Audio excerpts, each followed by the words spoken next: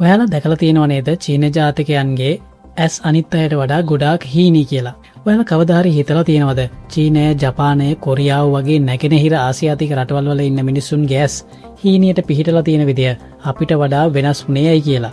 ගොඩාක් දෙනෙක් හිතන්නේ ඔවුන්ගේ ඇස් උපතින්ම කුඩාවට පිහිටලා තියෙනවා කියන කාරණාව. හැබැයි විද්‍යාත්මකව බැලුවොත් මේක පිටුපස අපූර්ව ඉතාමත් වැදගත් කතාවක් තියෙනවා. ලෝකේ පුරා ඉන්න මානව විද්‍යාඥයන් සහ වෛද්‍යවරුන් මේ ගැන දීර්ඝ පර්යේෂණ කරලා තියෙනවා. මේ සුවිශේෂී ඇස් පිහිටීමට විද්‍යාත්මකව කියන්නේ එපිකැන්තික් ෆෝල්ඩ් එහෙම නැත්නම් එපිකැන්තස් කියලා. අද අපි මේ වීඩියෝ එකෙන් කතා කරමු සෝබා දහම විසින් ඔවුන්ට මේ වගේ ඇස් දෙකක් ලබා දුන්නේ ඇයි කියන කාරණාව. ඇත්තටම කිව්වොත් චීන ජාතිකයන්ගේ ඇස්වල තියෙන අක්ෂිගෝලය එහෙම නැත්නම් අයිබෝල් එක ප්‍රමාණයෙන් අපේ ඇස්වලට වඩා කුඩා නැහැ. වෙනස තියෙන්නේ ඔවුන්ගේ ඇසිපිය උඩ තියෙන සමය පිහිටීමයි. ඔවුන්ගේ උඩ ඇසිපිය වැසෙන තැන අමතර සමය ස්තරයක් ඉදිරියට නෙරා ඇවිත් තියෙනවා. මේ නිසා ඇසේ ඇතුළත කෙළවර වැසී යන නිසා තමයි ඇස් සිහින්ව හීනි හැඩයට පේන්නේ. වෛද්‍ය පර්යේෂණ වලට අනුව මේ සමය ස්තරය ඇතුලේ අමතර මේද තට්ටුවක් තැම්පත් වෙලා තියෙනවා. මේක හැදිලා තියෙන්නේ ගොඩාක් වැදගත් හේතුවක් නිසායි. මේක හුදෙක් ලස්සනට තියෙන දෙයක් නම් නෙවෙයි. සෝබා දහම් විසින් වසර දහස් ගණනාවක් තිස්සේ ඔවුන්ගේ ආරක්ෂාවට ශරීරයේ පරිණාමය කරපු ආකාරය තමයි අපිට මේ විදිහට පේන්නේ.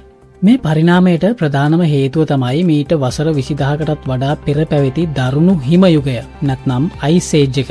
ඒ කාලේ මධ්‍යම සහ නැගෙනහිර ආසියානු කලාපයේ ජීවත් වුණ මිනිස්සුන්ට අධික සීතලට, දැඩි සුළඟට සහ හිමෙන් පරාවර්තනය වන තද සූර්යාලෝකයට මුහුණ දෙන්නට සිදු වුණා. විද්‍යාඥයන් පවසන පරිදි මේ අමතර සමය ස්තරය සහ මේද තට්ටුව හරියට ස්වභාවික සන්ග්ලාස් එකක් වගේ වැඩ කරනවා. ඒ මගින් ඇස ඇතුළත උණුසුම්ම තබා ගන්නා අතර හිම මත වැඩි පරාවර්තනය වන දැස් නිලංකාර කරන ආලෝකයෙන් ඇස ආරක්ෂා කරගන්නවා. තවත් වැදගත් කාරණයක් තමයි මේ පිහිටීම චීන ජාතිකයන්ට විතරක් සීමා වෙච්ච දෙයක් නෙවෙයි.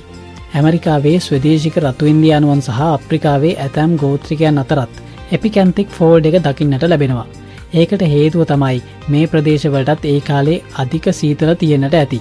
එහෙම නැත්නම් නැගෙනහිර ආසියාවෙන් සංක්‍රමණය වුණු අයගෙන් මේ අය පැවතෙනවා වෙන්නටත් පුළුවන්. සංඛ්‍යා ලේඛන වලට අනුව නැගෙනහිර ආසියානු ජනගහනයෙන් 80%කට වඩා වැඩි ප්‍රමාණයකට මේ සුවිශේෂී ඇස් පිහිටීම උරුම වෙලා තියෙනවා. සෝබා දහම විසින් ඔවුන්ට ජීවත් වන පරිසරයට අනුව ඔවුන්ව ආරක්ෂා කරන්න හදපු අපූර්ව නිර්මාණයක් තමයි මේ පිහිටීම. ඉතින් දැන් ඔයාලට තේරෙනවා ඇති චීන ජාතිකයන්ගේ ඇස්වල පිහිටීම පිටුපස තියෙන්නේ වසර දහස් ගණනක මානව පරිණාමයේ සහ ස්වභාවික ආරක්ෂාවේ රහසක් කියලා.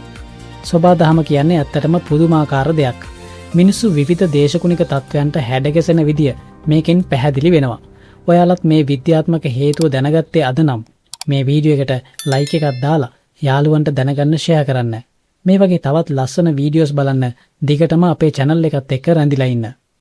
ඉතින් මේ ගැන ඔයාට හිතන දේවල් මේ වීඩියෝ එකට පහලින් කමෙන්ට් එකක් විදිහට ලියලා තියන්න.